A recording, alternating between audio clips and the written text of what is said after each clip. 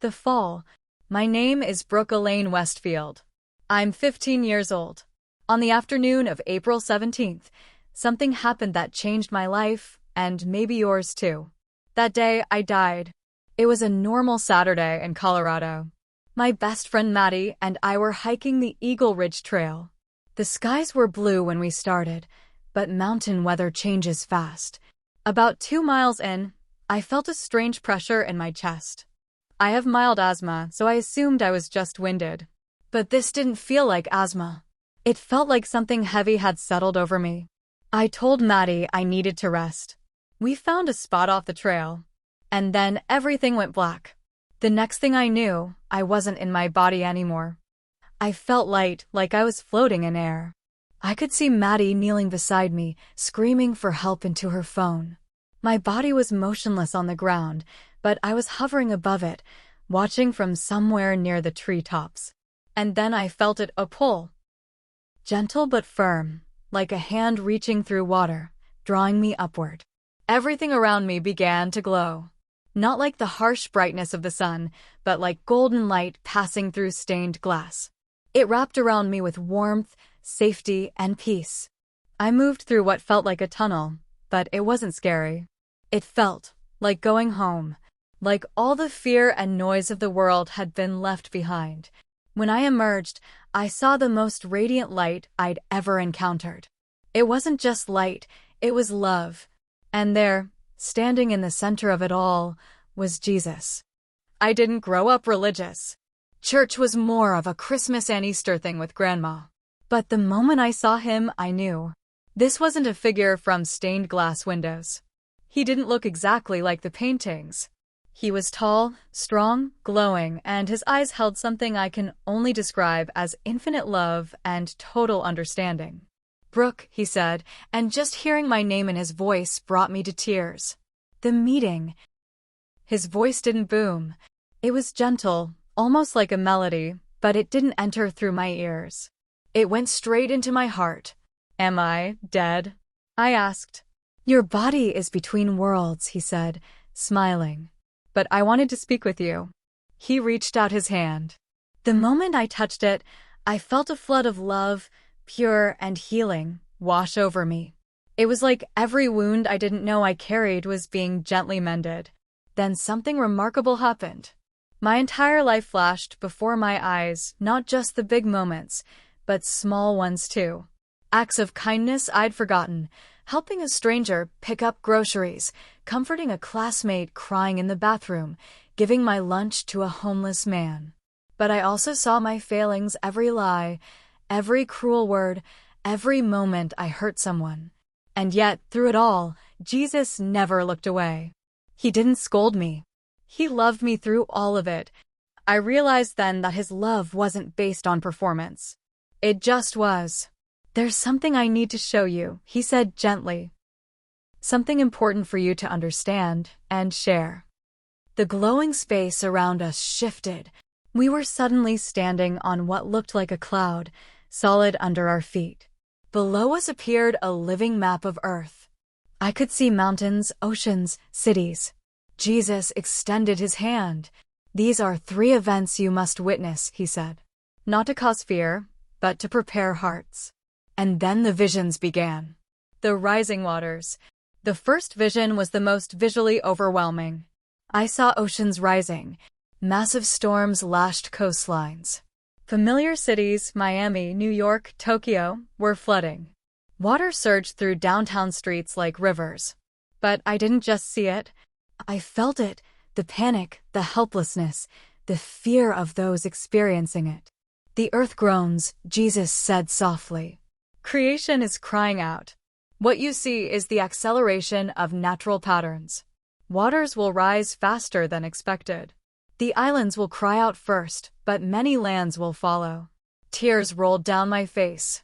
The destruction was immense. But then, something changed. As the waters came, so did the helpers. Strangers opened their homes. Countries shared resources. Churches became shelters. I saw enemies become allies. People prayed. People served. And amid the chaos, love bloomed. In great trial comes great unity, Jesus explained. Hearts will turn toward one another, and many will find me there. It struck me how darkness couldn't stop the light. Even in disaster, there was beauty. The vision faded. I stood next to Jesus again, shaken but strangely hopeful. This is only the first, he said, but remember, what matters is not the disaster, but how hearts respond. The darkness. The second vision began with a flicker. Then cities went dark.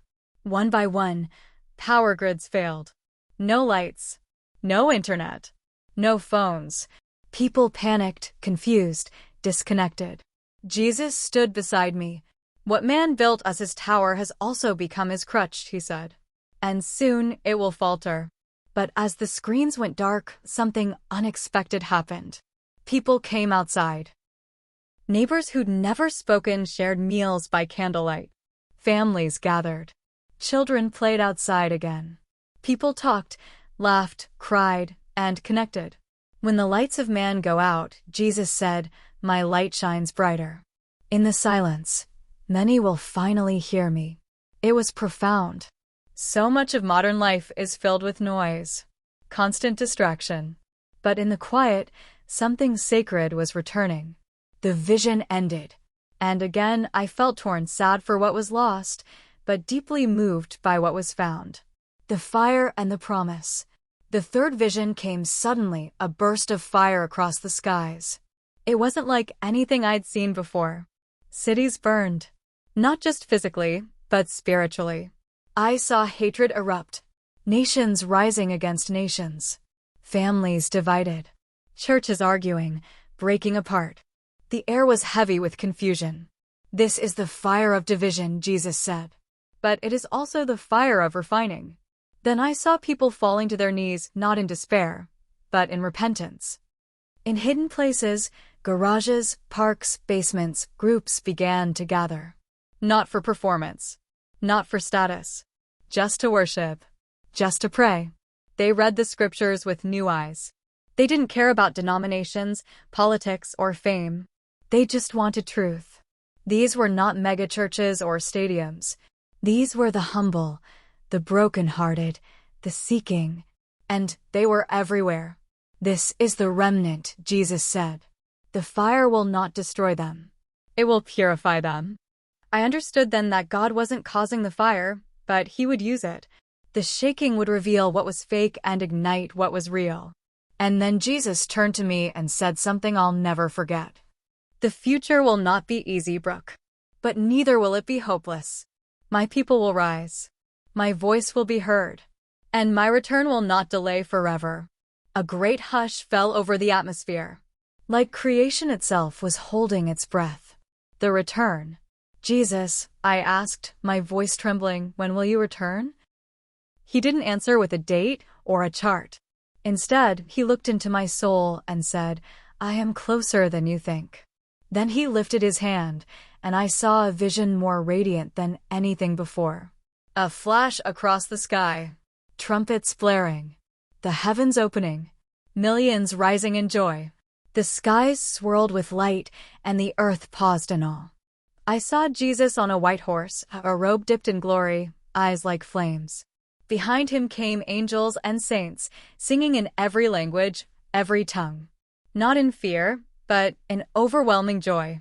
The King was coming not to destroy, but to make all things new. Tears fell from my eyes. It was too beautiful for words. But I also saw something sobering. Many weren't ready. Not because they were bad, but because they had chosen distraction. They had silenced the whisper in their heart that called them home. They didn't expect me, Jesus said. Even though I whispered every day, then he turned to me again. This is why I've shown you all of this. Not to frighten, but to awaken. You must tell them. Tell them I am real. That my return is sure. That my love is greater than their doubt. The decision. I stood there, overwhelmed.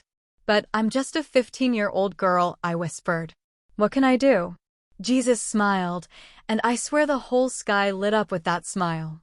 You have a voice, Brooke, and I will give you the words. Just speak. He placed his hand over my heart. Warmth flooded through me. "Tell them I love them," he said. "Tell them I see their pain. Tell them I'm not distant. I'm at the door. And I'm knocking." His words burned into my spirit. Then everything began to fade. The glowing realm, his face, the heavenly sound, it all slowly dimmed. I felt myself pulled backward, like falling through a tunnel of light. The last thing I heard before waking was his voice. "Wake up, Brooke. And remember, the return to life." I gasped and opened my eyes. Maddie was still there, sobbing. Paramedics were hovering above me. One of them shouted, "We've got a pulse." They said I had been gone for nearly 6 minutes. But I wasn't the same girl they carried down that mountain. In the weeks that followed, I told everyone what I saw. At first, people thought I was dreaming or hallucinating. But I know what I experienced. I know who I met. And every night since then, I've heard the same quiet whisper in my spirit. "Tell them I'm coming." This isn't about religion. It's about love, about truth, about the one who made you and who wants you to know he sees you, he knows you, and he died to save you. If you're reading this, it's not by accident. Jesus is real. His return is near. And he's calling you, not with condemnation, but with arms wide open.